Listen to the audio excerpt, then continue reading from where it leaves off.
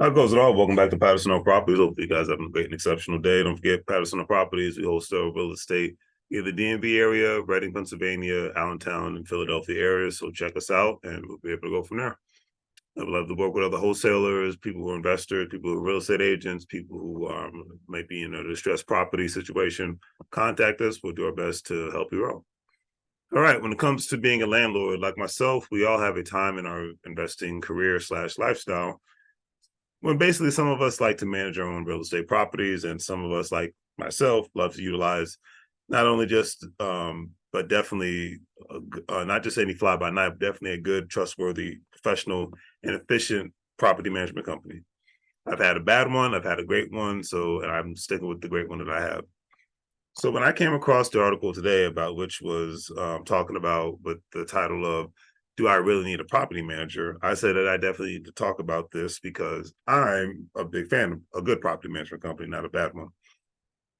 But some people like to manage their own rental properties, and I'm not mad at that either. Everybody has their own style, and that's what makes this world a beautiful place to live in. But anyways, so the article says, "Do I really need a property manager?" But as I stated earlier, in my experience through the years, having good, not fly by night property management companies is essential for me to maintain my rental properties and have the cash flow continuously coming in. So therefore, I can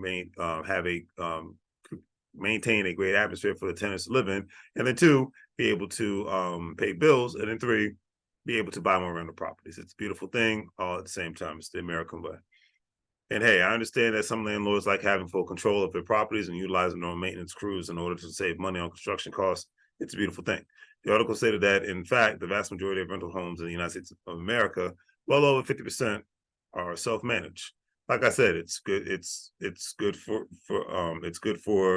certain people, especially since most landlords only own one or two rental properties, so they don't mind being, having their own crew to take care of things, collecting rent via their own system, and just being able to go from there. Some people, have tenants and they don't even report the income to the IRS. I wouldn't advise you to do that because I report all my income to the IRS. And that's another reason why it's a good thing to have a property management company, because for tax purposes, they'll run 1099 forms for you. So that's just, my personal experience. Especially makes it easier if the rental property is in your business name, not your personal name. Makes it much more easier from a tax perspective, and the company's doing the work for you. Hey, you're simulating the economy and you're simulating your own economy all at the same time. So I just look at it like it's a beautiful thing. All right, but anyways, the article went over 4 different specific reasons why one shouldn't hire a property management company, because usually you see videos of people talking about why you should do something, but a lot of times you got to have those videos, the content out here that says why you shouldn't do something and why you shouldn't have something, because like they say, entrepreneurship isn't for everybody. For a lot of people, even home ownership isn't for everybody, because they like being able to call a landlord when something bad happens and not have to worry about taking care of it on their own. And then a lot of situations that people love to just be able to be nomadic in their lifestyle and be able to move around as much as they want to and not be stuck with a mortgage. Even Grant Cardone says that he doesn't like owning his property that he lives in. He likes to be able to rent so he can move around, so he doesn't just stay stagnated in one place. He likes to live a different lifestyle. Is there anything wrong with that? Absolutely not. That's just my personal opinion on that one. So I'll leave it at that.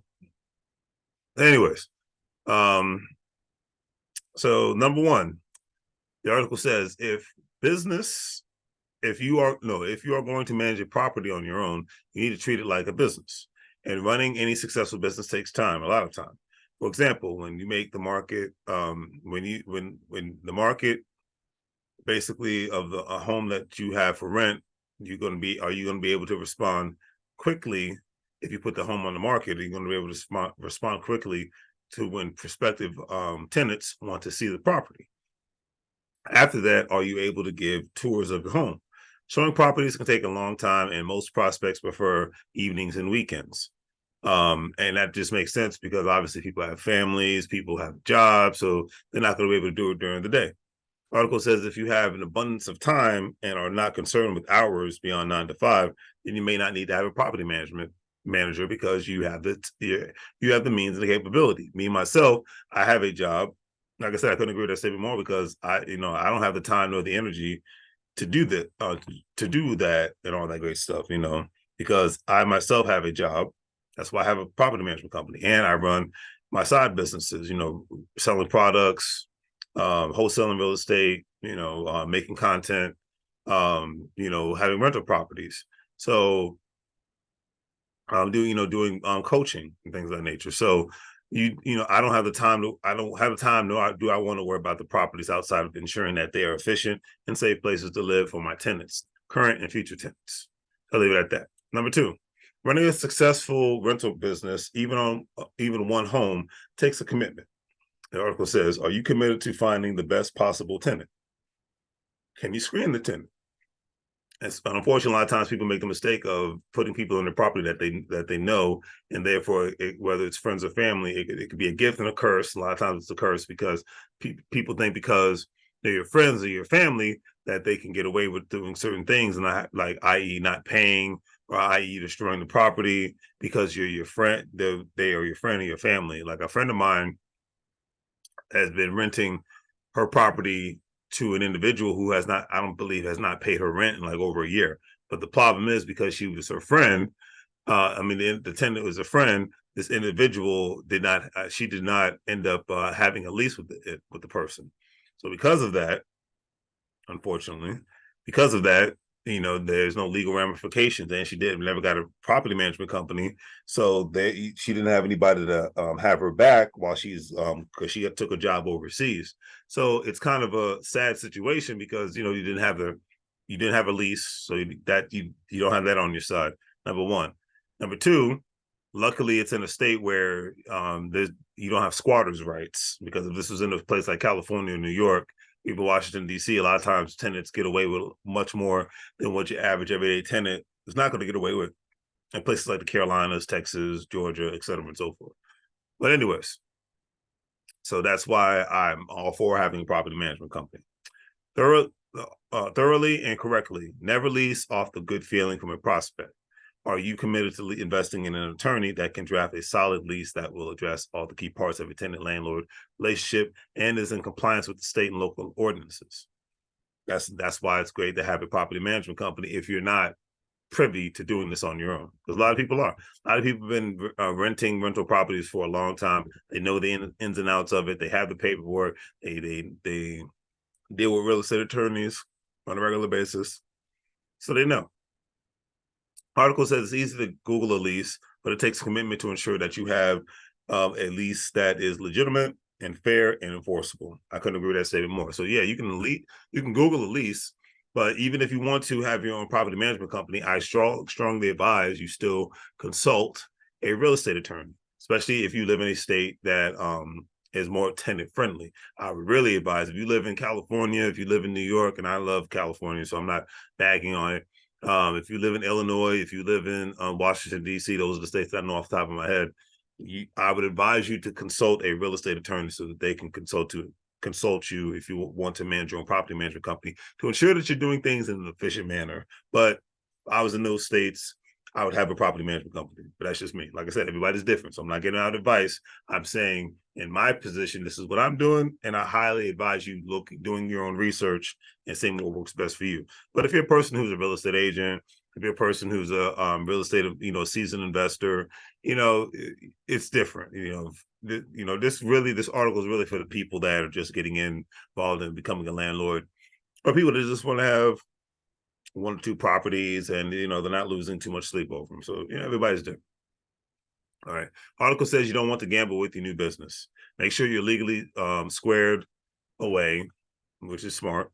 And this is why I'm all about having a property management company, because I don't even want to know who my tenants are. I just know them by paper. And I like having legal representation in case anything crazy happens, because that's just the way of the world, especially if my home needs an inspection. Number 3, you may think it's probably easy to manage a home. And honestly, if everything works really well, it can be a pretty painless process. However, when things go wrong, you'll need to have the knowledge or employ someone who does to remedy the situation. You'll want to have a good contact or contacts with reputable contractors who can address all possible repairs that may need to be completed. As And you'll basically, at the end of the day, you'll definitely need an attorney that you can consult with on a regular basis when legal issues arise, because with crazy people, especially nowadays, legal issues always happen. So if you have all of these things, then you are good to go when it comes to buying rental properties. Last but definitely not least, number 4, if you are someone who really likes to control situations and has a hard time letting go at times, it probably doesn't make sense to hire a property management. A well-organized management company won't involve you in some decisions about the property. They will use their knowledge to create solutions. I'm definitely a hands-off landlord. If you want to be involved in every aspect, you probably don't need a property manager, as the article says. But hey, everybody's different, and you just got to go from there. So on that note, do the great 3 things: like, share, and subscribe. Have a great day. And as I always say, make money move, so you're gonna live broke like a fool. And hopefully, like I said, get a property management company so your dreams of being a good landlord doesn't die in the graveyard like you see behind me. Take care.